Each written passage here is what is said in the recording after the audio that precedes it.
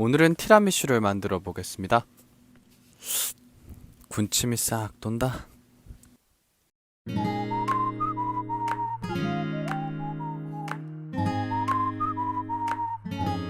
그럼 시작해 볼게요. 오늘의 티라미슈는 여러분이 레스토랑에서 먹던 티라미슈와 가정에서 맘껏 먹을 수 있는 티라미슈 두 종류를 만들 겁니다. 물론 레시피는 똑같습니다. 그럼 레이디핑거라는 티라미슈의 쿠키를 만들어 볼게요. 계란을 노른자와 흰자로 분리한 후에 노른자에 먼저 거품을 넣고 흰자도 머랭을 쳐서 거품을 좀 넣어줍니다. 이때 설탕은 2번씩 나누어서 넣는 거 잊지 마세요. 그래야 입자가 좀 부드럽습니다. 가루도 채를 쳐서 옆에 살짝 놔주세요. 제가 해서 모든 가루들은 채를 쳐야 합니다. 불순물이 될 수도 있고 이것저것 이물질 나오면 안 되니까 사실 베어치면 기억이 잘 나지 않아요.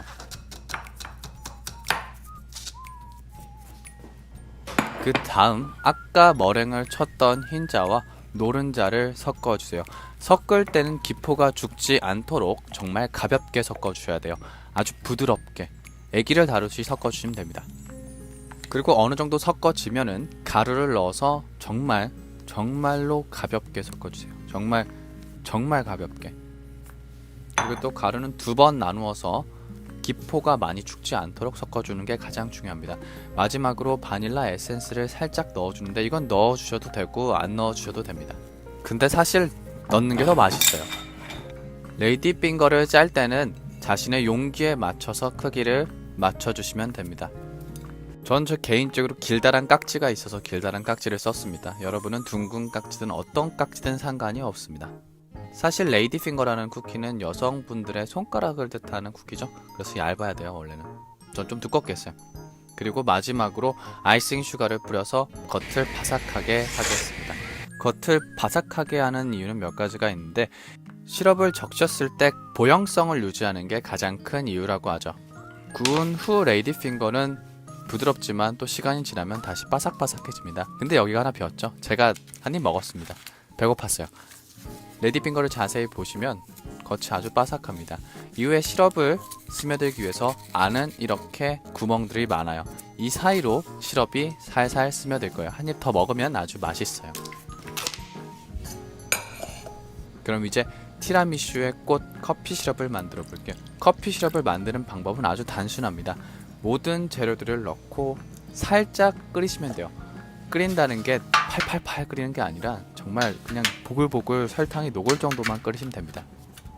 그리고 레이디핑거를 완성된 상태에서 시럽을 살짝 적셔주는데 이때 저는 푹 적시는 게 사실 좋더라고요. 근데 이 시럽이 좀 모자라서 여러분은 시럽을 아주 촉촉히 적실 수 있도록 많이 묻혀주시기 바랍니다.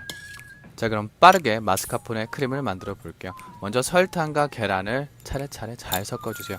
이때 설탕 알갱이가 남아있으면 안 돼요. 계란 노른자와 적절하게 잘 섞어주시기 바랍니다. 그리고 우유와 생크림을 넣고 보글보글 끓인 상태에서 아까 섞었던 계란 노른자와 섞어주세요. 이때 섞을 때도 2번 나누어서 섞어줘야 돼요. 만약 한 번에 다 섞게 되면 계란 노른자가 뜨거운 열에 의해서 다 익어버립니다. 의심이 되신다면 한번 시도해 보시는 것도 좋다고 생각합니다. 계란 노른자와 우유들을 잘 섞은 후에 다시 한번 끓여주세요. 이때 저는 살짝 끓인 다음에 앙글레이즈를 만들어 줄 거예요. 이렇게 알갱이가 살짝 나오기 시작하게 되면 불을 꺼주시고 빼서 크림치즈와 섞어 주시면 됩니다. 사실 마스카포네 크림치즈라는 것이 이탈리아에서 만든 그냥 크림치즈예요. 이게 살짝 값이 굉장히 비싸요. 살짝은 아니고 좀 많이 비싸요. 그냥 크림치즈 한 1.2배 정도 되는 것 같아요. 그래서 그냥 크림치즈를 써도 상관이 없습니다. 마스카포네 치즈라는 것은 그냥 이탈리아에서 온 치즈예요. 사실 정말 다를 바가 없는 치즈. 그래서 그냥 여러분은 가장 싸진 않지만 그렇다고 비싸지도 않는 크림치즈를 사서 사용하시면 됩니다. 근데 제가 용기를 정말 작게 해요. 정말 항상 느끼지만 저는 용기 설정도 잘 못하는 것 같고 양 설정도 잘 못해요. 그래서 이렇게 잘 갈아주시면 됩니다. 아직 끝나지 않았어요. 여기까지는 마스카포네 치즈크림의 기본 베이스였고 이제 생크림을 넣어서 크림을 만들 거예요.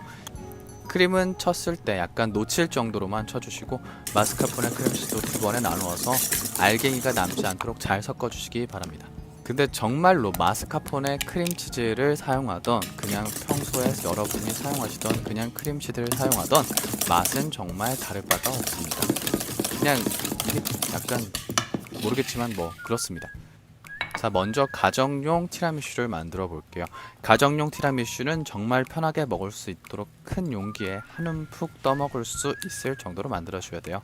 먼저 시럽에 적신 레이디 핑거를 맨 바닥면에 깔아주세요. 이때 커피 시럽이 조금 남았다면 바닥면에 살짝 커피 시럽을 뿌려서 촉촉히 해주는 것도 좋을 것 같아요. 그 다음에 아까 만들어 놓은 크림을 겹겹이 쌓아주시면 완성됩니다. 이 과정을 2번만 반복하면 돼요. 정말 간단하죠. 여기서 초기 티라미슈를 보게 되면은 티라미슈는 엄청나게 큰 용기에 국자에 떠서 서빙을 할 수 있도록 만들어졌어요. 그래서 초기의 티라미슈는 그렇게 모양이 이쁘진 않아요. 그렇지만 만들기도 쉽고 재료도 얼마 들어가지 않는 편이라서 서민들의 디저트에 가까웠어요. 근데 현대에 이르러서 디저트도 되게 모양이 이뻐지고 맛도 되게 많이 변화하면서 근래에 이뻐진 티라미슈를 여러분들은 맛보고 계십니다. 그럼 다시 디저트로 돌아와서 마지막으로 크림을 얹어주고 위에는 반듯하게 정리해 주겠습니다.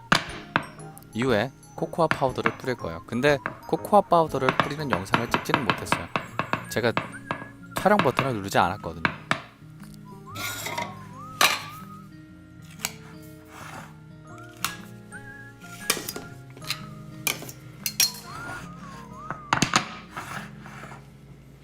그럼 지금부터는 호텔이나 혹은 레스토랑에서 맛볼 수 있는 디저트를 만들어 보겠습니다.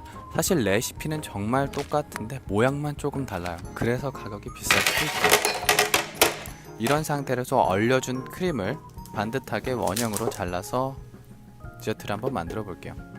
그리고 저기 옆에 남은 부분들은 다시 쓰니까 정말 걱정하지 마세요.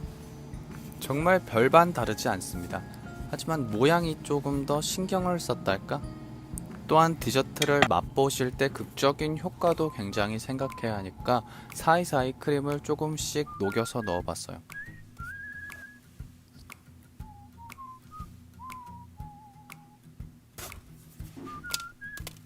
그리고 마지막으로 몇 가닥의 커피를 조금 뿌리면, 그리고 금가루, 이게 10,000원어치예요.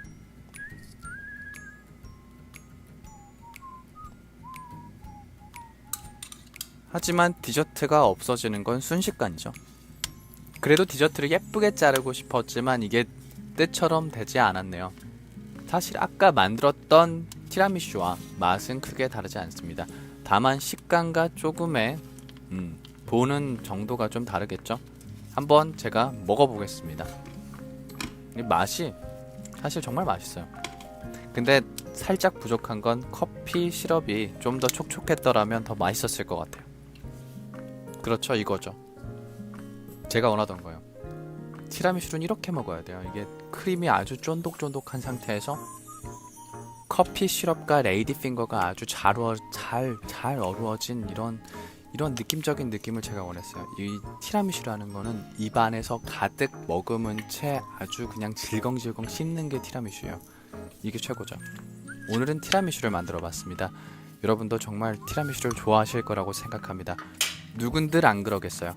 지금까지 시청해주셔서 감사합니다. 좋아요와 구독은 사랑입니다.